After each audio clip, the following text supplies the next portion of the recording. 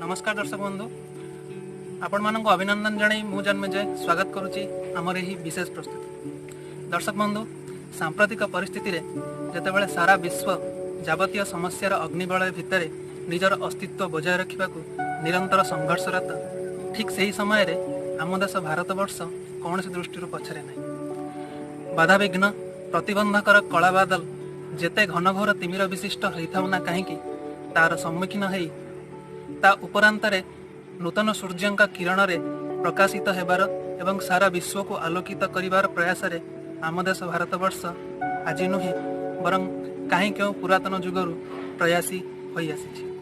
हाँ दर्शक बंधु, आमर यही देश भारतवर्ष सुनार भारतवर्ष पुरातन जुगरु मुगल मानक ठारू आरंभ करी इंग्रेज मानक पर्यंत बारंबार विदेशी शक्तिर अहरह आक्रमण लुंठन और शोषणर शिकार होते मध्य आमर ए भारतवर्ष निजे आत्मनिर्भरशील होगा सहित आज विश्व दरबार रे सदर्पे दंडायमान होई अन्य मानंकु आत्मनिर्भरशीलतार गुरुमंत्र रे दीक्षित करिवारे समर्थ होइछि। भारतवर्ष को आत्मनिर्भर करिवारे यार नागरिक मानंकर आम भारतीय मानंकर अवदान अग्रगण्य।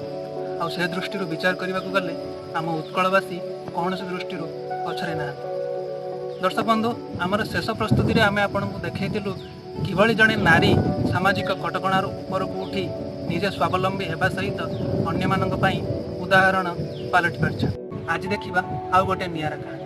तेज दर्शक बंधु चलतु देखा मयूरभंजर टिकायतपुर स्थित रत्नाकर कहानी। परिणत बयस संतान मानक उपरे बोझ न हेबार दृढ़ मनोबल तांको प्रेरित करथिला रोजगार एक नूतन पंथा अवलंबन करिया। और से आपणे नेथिले छेली चाष भली साधारण पंथा कौन सी रासायनिक पद्धतिर प्रयोग बिना संपूर्ण देशी पद्धति रे छेली चाष करी रत्नाकर आज लक्षाधिक टंकार आय करिवारे सक्षम होइछन्ति। तबे चलंतु देखिबा कौन कहउछन्ति से केउ प्रणाली अवलंबन करी से छेली चाष करिवारे सक्षम होउछन्ति आ वर्ष को लक्षाधिक टंकार आय करिवारे मध्य सक्षम होउछन्ति। तो दर्शक बंधु आग को बढ़िया आगु आपको अनुरोध आम चैनल को लाइक सब्सक्राइब करंतु और वीडियो को देखिबा परे निज मतामत अवश्य दियंतु।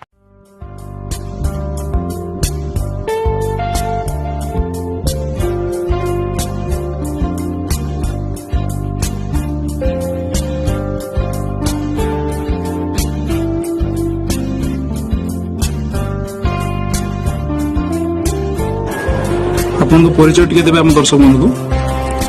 नमस्कार मु रत्नाकर केते छेली रखिछन्ते और को प्रजाति रखिछन्ते टिके हम दर्शक बंधु कहंतु। 60 ରୁ 65 छेली रखा है सब देशी प्रजातिर। तो आपन केते वर्ष धरि छेली पालन करि सलेनी? हाँ 10 ରୁ 12 वर्ष भीतर करी। तो आपन काहे के छेली चाष पई मन बळेले एंती? बस टिके अधिका हला को काम दाम आ बाहर को जाके काम दाम आ करला आउ घर बसवा अपेक्षा छेली चाष करने किछटा पैसा हो आउ बसने किस हो। तो एते जो आपन छेली रखिछन्ती ए छेली गुडा को पाळिया पई आपन खाद्य कोन कोन सब दियंती कोन टिके हम दर्शक बंधु। सकाळु नेकी चरे आनले खरा दिन चरे की रखले वर्षा दिन डाल घास बिलरू घास काटी आनिक देले देर को पेट पूरा दरकार। पेट न पूर्णे तो से रक्षा देवे खाली रडी छाड़े। आपन किछि दाना बना दियंती? ना दाना फाना किछि दिया जाए। अच्छा अच्छा। तो अच्छा ये जो छेली सब रखिछन्ती ए सब किछि रोग हुए कि आपन वैक्सीन दियंती कि मेडिसिन किछि दियंती? हाँ छेली माने रोग हबो। रोग होला माने झाड़ा पड़ा है ना डॉक्टर डकई दो आसिक फोन कर देना डॉक्टर ठीक औषध दियंती। आउ खर्च किसी बेसी हुए से कुर्मी विटामिन एगुड़ा सब दिया झाड़ा है डाक्तर निहाती 6 मास को बेले डाक्तर घर को डकैते हुए कहीं तो छे ट्रिटमेंट को डाकियाटा भूल होता ठीक है एक साथ तो सब ट्रिटमेंट कर गरम थो जो गाभिन थो से इंजेक्शन दे हेनी कुर्मी फुर्मी से हिसाब से 6 मास को बेले डाक्तर डकई आम ट्रिटमेंट कर। तो एते जो छेली आपन सब रखिछन्ती एतिके तो सब एकुटिया करिया असंभव कथा। आपन कोन सब एकुटिया सब करछन्ती? ना मु करे हाउ मो बुढ़ी करे छुआ तो सब काम को पढ़ाते आ 2 जन ना एत बड़ा थल झेंगा कर ତା한테 ତୋରାଣି ଦିଆ ଡାଳ ଦିଆ ଆଉ ବାନ୍ଧା ଥଣ୍ଡା ଛାଡା ଆଉ ଏସବୁ କାମ 2 ଜଣ ନହେଲେ ତ କରିହବନି 2 ଜଣ ନିହାତି ଦରକାର।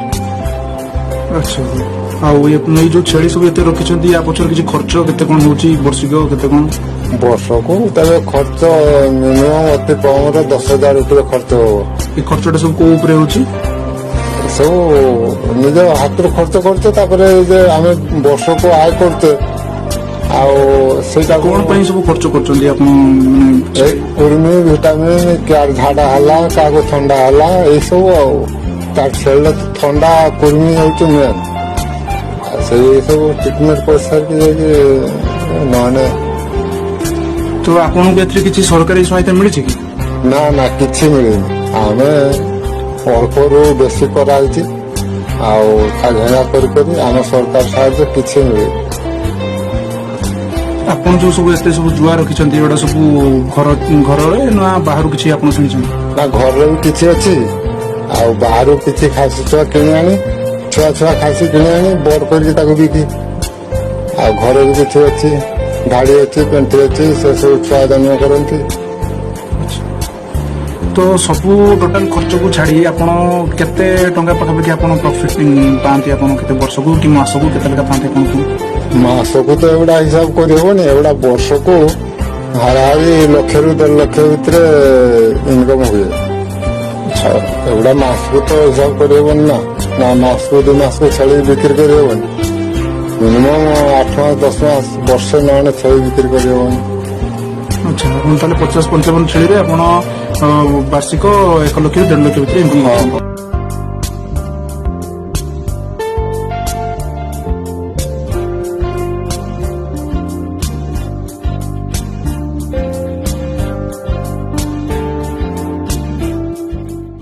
ଦେଖିଲେ ତ ଦର୍ଶକ ବନ୍ଧୁ ଗାଁ ଗଣ୍ଡାରେ ଛେଳି ପାଳନ ଗାଈ ଗୋରୁ ପାଳନ ତ ସମସ୍ତେ କରନ୍ତି କିନ୍ତୁ ବିନା କୌଣସି ରାସାୟନିକ ପଦ୍ଧତିରେ ତା ପୁଣି ସମ୍ପୂର୍ଣ୍ଣ ଦେଶୀ ଉପାୟରେ ଛେଳି ଚାଷ କରି ବର୍ଷକୁ ଲକ୍ଷାଧିକ ଟଙ୍କା ଆୟ କରିବାରେ ସକ୍ଷମ ହୋଇ ରତ୍ନାକର ଅନ୍ୟମାନଙ୍କ ପାଇଁ ଏକ ଉଦାହରଣ ପାଲଟିଛି।